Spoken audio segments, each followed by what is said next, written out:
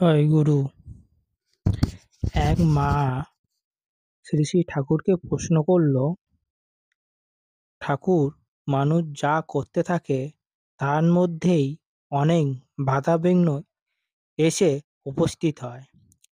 শ্রী শ্রী ঠাকুর শুনে বললেন, ইষ্টের টান থাকলে মানুষ কোনো বাধা বিঘ্নে দমে না। বাধার সম্মুখীন হয়ে সে আরো উদ্দীপ্ত হয়ে ওঠে। বাধাকে জয় করার জন্য উঠে পড়ে লাগে। তার প্রধান নেশা হয় কৃতকার্যতা লাভ করে ইষ্টকে নন্দিত করা। তাই সে বাধাকে উন্নতি সহায়ক করে তোলে।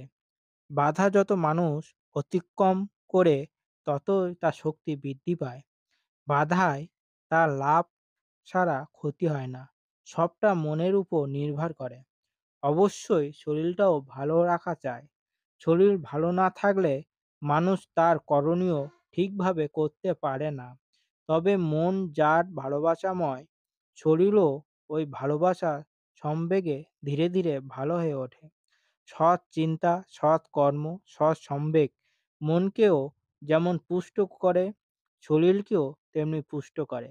মানুষের শারীরিক ব্যাধির মূলের মনের গোল কিছু না কিছু থাকেই। মনের গোল যার যত মিটে যায় তার শরীরও তত ভালো দিকে চলে।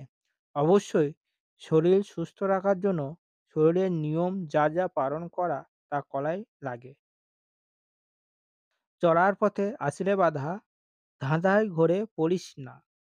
সুসেদে তুই চললে চলে, কাটবে বাধা ভাবিস না। শ্রী শ্রী ঠাকুরের বাণী।